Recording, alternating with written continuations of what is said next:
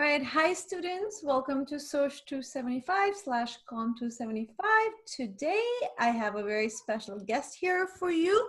Professor Joe Marchia is going to be speaking with us about capitalist realism, the theory that we're going to be focusing on much of this semester. So Professor Marchia is a professor of theory, contemporary and classical sociological theory at Stony Brook University. He has published academic articles on the topics of heteronormativity and LGBT health in a cross-national global context. And I'll let him introduce himself now. Professor Marchia. Hi. Yes. So I am a professor. I've taught at Stony Brook and Farmingdale University. I teach, most of the time I teach theory, sort of the history of theory from the roots all the way to more contemporary stuff as well.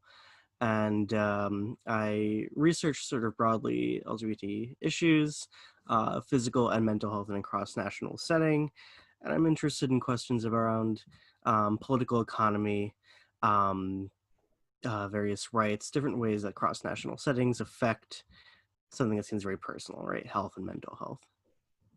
Thank you. Yeah, that's all very important research and work. So today we are going to be talking to Professor Marchia with all of his expertise about Taylor Swift's new album, Folklore. Just kidding. That just came out and we're really into it. I hope you all are too. No, we're going to be talking about capitalist realism. Unless you want to talk about folklore, Professor Marchia.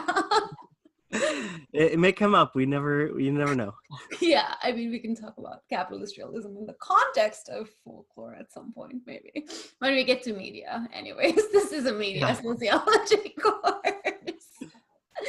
All right, so I wanted to start this first part. So this is going to be a multi-part series, and we're going to be talking about this topic in segments, right? So let's start by the main word in this title. It's reversed on Zoom, but the capitalism of the capitalist realism and how Mark Fisher envisions capitalism specifically, and how that might differ from maybe other more traditional capitalist critiques like Marxist critiques and so forth. So what are your thoughts on the Fisher-esque version of what is capitalism?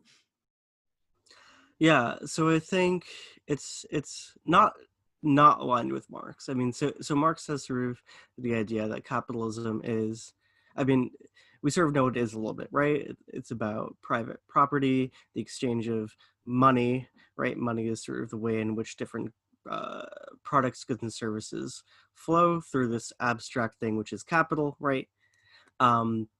Marx Fisher idea about this is that it actually, the way this exchange works, right? It's not just about the exchange of money. It's not just about labor, right? There's different aspects to how the world functions when you have this type of exchange that's sort of undergirding the whole thing, right? The world functions on a daily basis based on this exchange of capital, right? But there's all sorts of other things that happen as a result of this, right? Particularly as capitalism changes and advances and moves, right? Things happen in the culture, right? Things happen in the political system that are related to the way that capitalism functions, right? And as it advances, it changes, right? So one of the things he talks about a lot is how the world we see today is a result of late capitalism, which I think we'll talk about, right? A particular phase that's happening in capitalism that actually relates to a lot of things that we're seeing in culture that we'll talk about, right? Whether it's the media, whether it's something like mental health, whether it's the politics that we see. Yeah, definitely. And let's get to it then. What is late capitalism in that sense, right? You're describing this process where at the center there is this system of economic exchange that is so pervasive that the spillover effect of it pervades all aspects of society. And I guess Fisher is specifically focused on topics of mental health and bureaucracy and how those concepts really show the extent to which capitalism in this stage, in this late stage, has been affecting everyday lives in very specific ways, right? So what is late capitalism from a theoretical perspective? Yeah, so the early stages of capitalism would be that transition from feudalism to capitalism, right? In feudalism, you sort of have serfdom, there's no exchange of money, there's no sort of free market, right? There's people that are sort of directly working under someone else. It's a kind of like almost direct ownership of their labor, right? Then you have sort of the transition to capitalism. All of a sudden you have free market, right? People vie into working for other people in exchange for some sort of wage, right? You have people that sort of own private property, that own the different ways that goods and resources are produced and distributed, and they pay people to work for them, right? And so for a period of time when this begins, this is a big improvement over feudalism, right? It's more productive, right? There's some aspect that's at least, we could talk about how voluntary it is, but there's some aspect that's at least nominally, right, related to people having the ability to have some sort of agency and make these exchanges. And for a period of time, this creates a boon in production, right? Capitalism is, at least on some level, productive in terms of how many goods and services it can produce, right? It's more effective at producing more stuff. What it's not effective at is how it distributes that stuff, right? So late stage capitalism, right? You have this giant amount of stuff that can be produced very easily, right? And we see this in, particularly in first world countries like America, right? We have such an ability to produce so many different goods and services, but it's not very good at distributing them.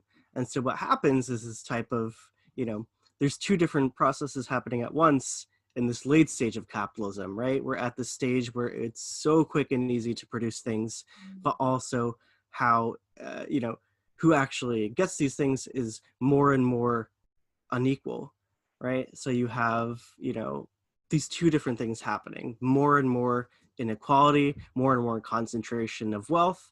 At the same time, the productive capacities are at their peak level. Right. So it's this weird mismatch between what society is investing its energies in and what it is getting in return, right? So if we think of society as a collective unit that has an economy ostensibly to support this collective unit, or otherwise we wouldn't need an economic system at all. Right now, the economic system has sort of become its own thing where it's out there just like mass producing, but it's not necessarily doing it for anybody else. I mean, not anybody else, but for the masses per se, not for the average. The average person doesn't really get to experience growth in the same way that the economy, the production aspect of all of this grows in and of itself, right? Like that's kind of where late capitalism is. Is that what you were trying to get at? Yeah, that aspect of there being a mismatch in terms of, the economy functions, right, like as you said, supposedly as a way of efficiently distributing goods and resources to people. But now we're at a stage where it functions on its own, right? The economy obeys its own laws and logic that has almost nothing to do with humanity or nothing to do with humans and their needs, right? It operates according to its own logic, and it's actually irrational in a way, right? But it's rational in terms of, well, these are the rules of economy. This is how free exchange works, right? It's, in its own little bubble. It's in its own little bubble, it functions, but it has no relationship to what humans need. Right. And that's increasingly the case as it continues. Yeah, and that's like, to me, that's one of the novelties of Fisher's ideas, and that's why I wanted to sort of teach using this lens, is the acceptance that at the end of the day, this economy is sort of separate at this point from human beings. It's its own entity. It's sort of like this tangible force that exists and operates independently, and it's operating in a direction that is against and predominantly the well-being of the average person is where he's really focused on that, right? And we'll get to some of that later, but I wanted to dig in a little bit into the text in terms of talking about what capitalism is from this like Fisherian perspective. So on page 4, I wanted to read a Marx quote directly from the Communist Manifesto, followed by some things Fisher writes in relation to these ideas, and then maybe you can provide your thoughts on this, right? So students, page 4, I hope you have your texts. Let's go there. So the quote from the Communist Manifesto: "Capital has drowned the most heavenly ecstasies of religious fervor, of chivalrous enthusiasm, of Philistine sentimentalism in the icy water of egotistical calculation. It has resolved personal worth into exchange value, and in the place of the numberless indefeasible chartered freedoms, has set up that single unconscionable freedom, free trade. In one word for exploitation, veiled by religious and political illusions, it has substituted naked, shameless, direct, brutal exploitation. So this is from Karl Marx, and to this, Mark Fisher says right after that is how he summarizes this idea. Capitalism is what is left when beliefs have collapsed at the level of ritual or symbolic elaboration, and all that is left is the consumer spectator trudging through the ruins and the relics. So what do you think about that understanding of capitalism as this something that's remaining when all symbol and meaning has been drained out of life, essentially? Yeah. So it's sort of, there's two ways of looking at it. I mean, first is that it's sort of, capitalism replaces values, right? I mean, you know, if you think about the question of how do we organize society, right? There's a certain value that we might hold to be why we even have a society in the first place, right? And supposedly it's towards some sort of ends that's productive for people, right? But then eventually you get to the point where, right, as we said, it reproduces its own sort of logic in that way. But then you also have, right, by the fact that we do this and it has no relationship to our daily lives, it appears as like a natural thing that happens, right?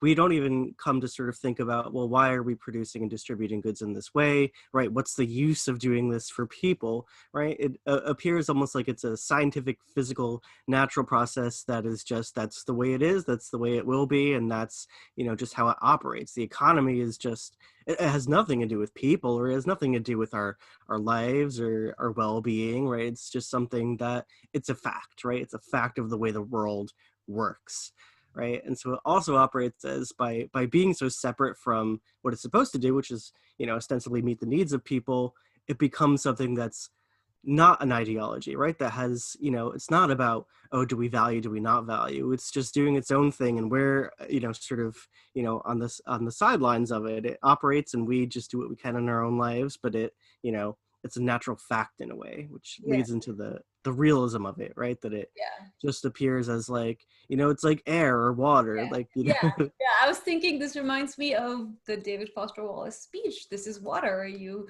ask a fish, how's the water? It's gonna ask you, what is water? And to capitalism is water in our lives, right? Like, we live in it, we breathe it, we repeat it, but we never really question it. It's something that we have accepted as natural. And we're gonna have, the next segment is going to be on the realism part of it. But I wanted to spend just a couple more minutes here just talking about the capitalism part of it. And I wanted to read a couple more quotes from here, and I wanted to get your thoughts on that. And then we'll move on to the realism, where a lot of the like meat of Fisher's argument, or tofu of Fisher's argument, is if you're vegan. All right.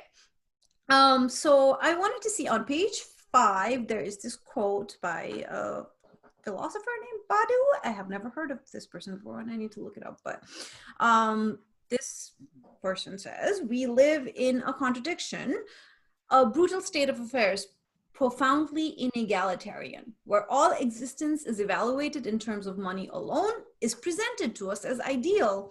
To justify their conservatism, the partisans of the established order cannot really call it ideal or wonderful. So instead, they have decided to say that all of the rest is horrible. Sure, they say we may not live in a condition of perfect goodness, but we're lucky that we don't live in a condition of evil with a capital E.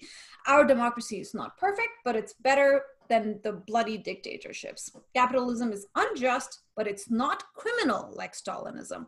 We let millions of Africans die of AIDS, but we don't make racist nationalist declarations like the Malshovik. We kill Iraqis with our airplanes, but we don't cut their throats with machetes like they do in Rwanda, etc. So then Fisher says of this, The realism here is analogous to the deflationary perspective of a depressive who believes that any positive state, any hope, is a dangerous delusion. So what do you think about that as a transition to get into the realism from capitalism? Yeah, I mean, so this is sort of, right, this sort of conflation of being a realist and being sort of pessimistic about what's happening, right? We see sort of all these problems that are happening in the world, but part of being, a rational adult that lives in society is to be like, well, we can't really do much about it. I mean, right, that's part of it being a natural law. We can't fight this uphill battle, right? That's something that's you know it's impossible, and the best we could do is sort of maybe tightly control how we speak about it, maybe not be very rude about these issues, but something imperialism, colonialism, wars abroad, these are all things that, like, we don't like to do it, but we have to, right? There's some natural logic or reason that we really don't like it, we're going to kind of frown and shake our heads, but we still have to go abroad and bomb these countries, right? And that's part of how it functions. And I mean, this is something, not to throw students under the bus, but it's something I notice in students writing a lot, where I'll have them write sort of about their opinion of an issue, right? Whether it's environmental destruction or racism or the problems associated with economic inequality and capitalism, right? Well, they'll talk about it and they'll be like, yeah, this is horrible and there's little things we can do. But at the same time, they'll sort of say, but I know that these problems are here to stay. I'm not naive. I'm not, someone that, I understand the way it works and this is the way it works. And, there's just not much we can do. And that's part of, a part of the way this ideology works is to sort of say, I'm not this naive idealist dreamer that can imagine things being different, right? That's part of how we even think about what it means to be a rational adult, is to sort of accept that these literal human atrocities are unfortunately just part and parcel of life and the world. Yeah. That's one of the things that really drew me to this particular theoretical approach, because it really points the fact out in a very almost like an aggressive way that naivety, we think, is associated with the willingness to imagine something different that isn't brutal colonialism and imperialism, that we can live in a world where we're not oppressing other countries to this degree. And it's not only at that level, right? This pervasive thing exists at all levels of society. So we have the bombing of countries on the one level, and on the other level, people just being increasingly mentally sick and unhappy. So this is sort of from the individual to the nation to the globe. We have this process that is just clearly creating a lot of violence, internal and external violence. And so it seems for some reason that society has evolved and organized itself to believe that to question that violence, to question the roots of that violence, is unacceptable and unimaginable, because it's the only way things can be. We have to sort of deal with the violence that comes with capitalism, because otherwise, what else are we going to do? We're going to deal with the violence that comes with Stalinism, as though there's only two things that can exist: this and the absolute worst of really existing socialism, as Fisher describes it, this other scary alternative from the past that really created genocide, as though capitalism isn't creating genocide all the time. I mean, we have this cognitive dissonance that comes from this, and I think that is something that people don't point out enough, this idea that if you want change and if you think change is possible, then you're either naive or ill-informed, or you simply don't understand how things work. Yeah, I think there may have been a little bit of lag. Are you here? Yeah, I can hear you. Yeah. Yeah, so that's the is there no alternative thing, right? Because usually when you think about capitalism has all these problems, right? Then people say like, well, what is the alternative, right? 20th century communism with Stalinism, with all the horrible atrocities associated with that, right? And sort of, it's this binary thing of kind of like, there was capitalism, someone tried something a little bit, not a little bit, something very differently, right? But it ended in sort of a disaster, right? And so it's sort of like, okay, that's it. We can't try something else differently. We Yeah. can't try communism differently. We can't try, even if, I don't know what it would be, but let's say some other completely different economic system, right? To Yeah. sort of say, we tried something else, it didn't work out. We're going to be realists. We're going to go back to this thing that it's, horrible, but what else could there even possibly be, right? There's no alternative.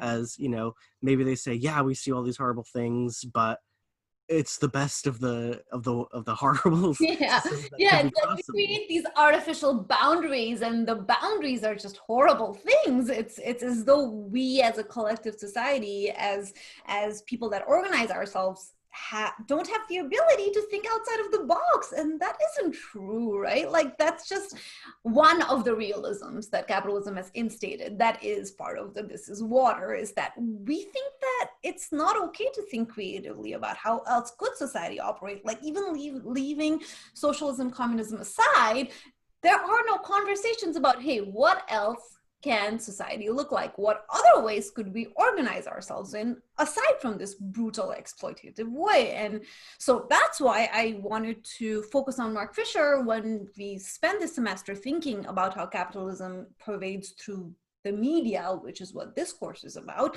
And I wanted to start off by just like talking about what capitalism is in this capitalist realist framework. So if there's anything else you would like to add to this part, please let us know, and then we will move on to talking about capitalist realism in part 2.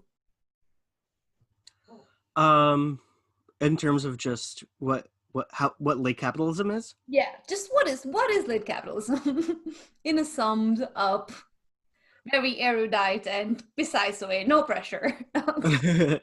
Right. So it's a particular phase of capitalism where the contradictions or the problems associated with capitalism are reaching a real peak, right? They're reaching a real point where where ostensibly at this point people would start to ask questions about how to change things, right? But that's not happening. But we do see that the problems associated with it are sort of reaching this really, really high point where it seems like it must be a breaking point, but that breaking point just doesn't seem to happen. Yeah, yeah. And we'll talk about more of that in relation to climate change. And then Fisher didn't even know about 2020. So we can supply our own additions to that. So I'm going to end part 1 here. Thank you very much, Professor Marchia. I will see you shortly for part 2. Thank you.